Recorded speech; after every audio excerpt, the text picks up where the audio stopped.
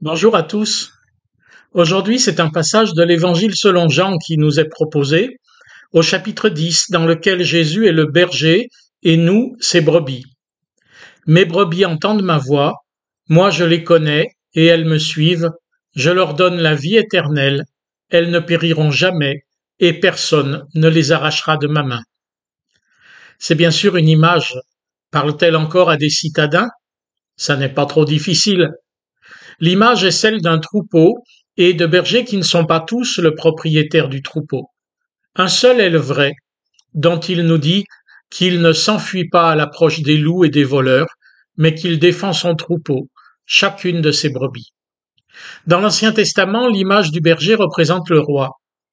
Est-ce à propos de certains d'entre eux que Jésus, dans un autre verset, parle des bergers salariés qui ne se mettent pas en peine des brebis? Quel que soit le régime politique, on peut avoir ce sentiment, et dans l'Église aussi parfois. Mais quoi qu'on pense au sujet des bergers de ce monde, c'est de la relation entre lui et ses brebis que parle Jésus.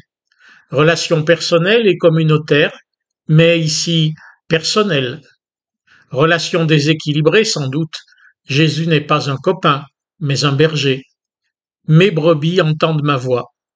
Ça c'est nous.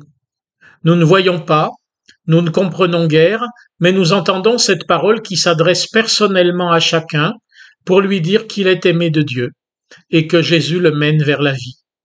La seule question pour nous, faisons-nous confiance ou pas à cette parole? Si oui, nous suivons notre berger tel que nous le montre aussi le psaume 23. Moi, je les connais. Ça, c'est Jésus. Il connaît intimement chacun, il passe par-dessus les faux-semblants, les mensonges, les apparences. Il n'a que faire de nos protestations d'honnêteté ou de bonté. Lui, il sait, et lui, il aime. Moi, je ne juge personne, dit-il. Et c'est bien parce qu'il nous connaît et qu'il nous aime comme nous sommes que nous pouvons lui faire confiance, alors même que nous ne savons ni le connaître ni l'aimer vraiment. Dans cette confiance, à travers tous les aléas de l'existence, à travers heures et malheurs, joies et peines, réussites et échecs, nous avons entendu qu'il nous offre la vie, et nous le suivons pour la saisir, non pas après-demain, mais aujourd'hui. Nous avons l'assurance, si nous faisons confiance à sa parole, nous avons l'assurance qu'il ne nous lâchera jamais, et qu'à chaque chute, chaque égarement, il nous relèvera et nous remettra sur la route, sur la bonne route, celle où s'avance le bon berger. Aucune puissance au monde, ni matérielle ni spirituelle, ne vaincra contre lui. Sa résurrection des morts en porte témoignage, ce qui signifie qu'aucune puissance ne vaincra contre nous.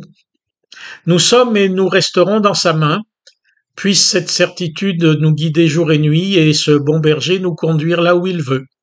Que sa bénédiction vous accompagne.